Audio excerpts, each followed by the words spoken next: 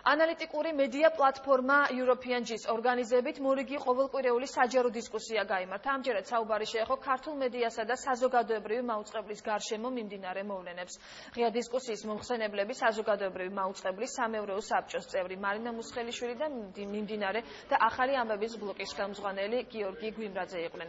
საზოგადოებრივი მაუწყებლის მნიშვნელობის და როლის შესახებ დისკუსია მიმდინარე კვირაში კიდევ ერთხელ გაიმართება და მას სხვა დაინტერესებულ პირებთან ერთად ჟურნალისტიკის მიმართულების სტუდენტები დაესწრებიან. ყველას აქვს თავისი აზრი და მოსაზრება, როგორი უნდა იყოს საზმაო. ეს მიუნიშნებს იმაზე, რომ ეს თემა არის ყველასათვის ახლობელი. ყველას გვაქვს ერთი სურვილი, რომ შეიძლება უკეთესი გახდეს ჩვენი საზოგადოებრივი მაუწყებელი. აი როგორ მივახცევთ ამას?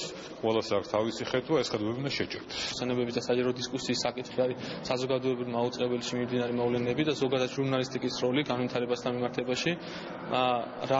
როგორი საზოგადოებრივი მაუწყებელი გვინდა, როგორც ერთიან საზოგადოებას, როგორი მიმართულებით უნდა განვითარდეს იქ მიმდინარე პროცესები.